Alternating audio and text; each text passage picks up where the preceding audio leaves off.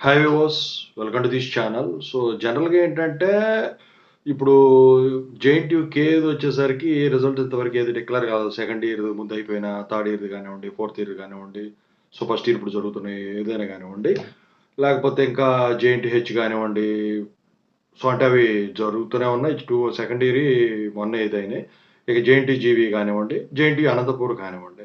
So జనరల్‌గా results delay అవుతుంటాయి. So students వచ్చేసరికి చాలా మందిని అడిగేదేంటంటే, ఇప్పుడు పేపర్ వాల్యుయేషన్ టఫ్ ఉండి ఫెయిల్యూర్ పర్సెంటేజ్ ఎక్కువుంటే, ఈ రిజల్ట్ అనాలిసిస్ అనేది లేట్ అవుతది. మార్క్స్ ఎంట్రీ కూడా లేట్ అవుతది. అందుకే రిజల్ట్స్ డిలే అవుతాయంట కదా సార్, ఇది నిజమేనా అని చెప్పేసేసి చాలా మంది స్టూడెంట్స్ అయితే అడుగుతా ఉన్నారనమాట. సో దాని గురించి చెప్దామని చెప్పేసి మీకు ఈ వీడియో చేయడం అయితే జరిగింది. అసలు రిజల్ట్స్ డిలే కారణాలేముంటాయని చెప్పేసి. ముందుగా అయితే ఇంతవరకు ఈ ఛానల్ సబ్స్క్రైబ్ చేసుకొని వాళ్ళు ఎవరైనా ఉన్నట్టయితే ఖచ్చితంగా సబ్స్క్రైబ్ చేసుకోండి. ఈ వీడియోని లైక్ చేయండి, షేర్ చేయండి.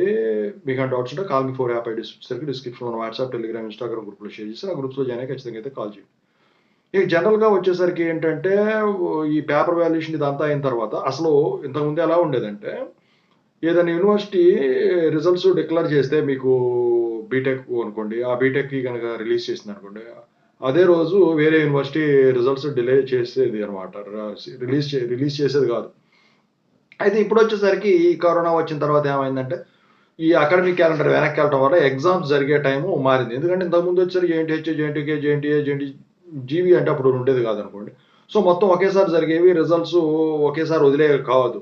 ఇదొచ్చిన రోజు అదొచ్చేది కాదనమాట. అయితే ఇప్పుడు అకాడమిక్ షెడ్యూల్ మారిపోయింది. ఎగ్జామ్స్ ఇది డిసెంబర్‌లో జరిగితే అయి జనవరిలో అలా జరుగుతున్నాయి.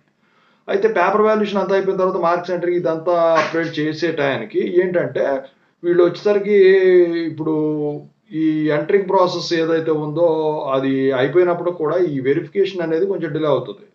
సో అది కాకుండా ఇప్పుడు ముఖ్యంగా మనం ఫర్ ఎగ్జాంపుల్ జేఎన్‌టీకి ఏది మాట్లాడుకుందాము. సో జేఎన్‌టీ జీవీ వచ్చేసరికి ఎప్పుడు ఇంత స్పీడ్‌గా 4.1 గాని, 3.1 గాని, 2.1 గాని రిలీజ్ చేయలేదు. 4.1 రిలీజ్ అయిన తర్వాత ఈ జేఎన్‌టీకే 4.1 రిలీజ్ అయ్యేది.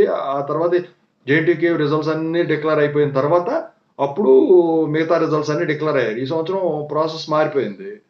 సో అయితే వాళ్ళు కొంచెం టైమింగ్స్ ఇవి పెట్టుకోవడం వల్ల ఏమన్నా డిలే అవుతుంది తప్ప, ఈ పేపర్ వాల్యుయేషన్ టఫ్ అయ్యి, ఎక్కువ మంది ఫెయిల్యూర్ క్యాండిడేట్స్ ఉండి, సో మా రిజల్ట్ అనాలిసిస్ చేసి దీని గురించి అయితే ఖచ్చితంగా అయితే ఎప్పుడు కూడా రిజల్ట్స్ అనేవి డిలే అవ్వవండి. అదంతా అపోహ అంతే, మీకు ఎవరు చెప్పారో గానీ.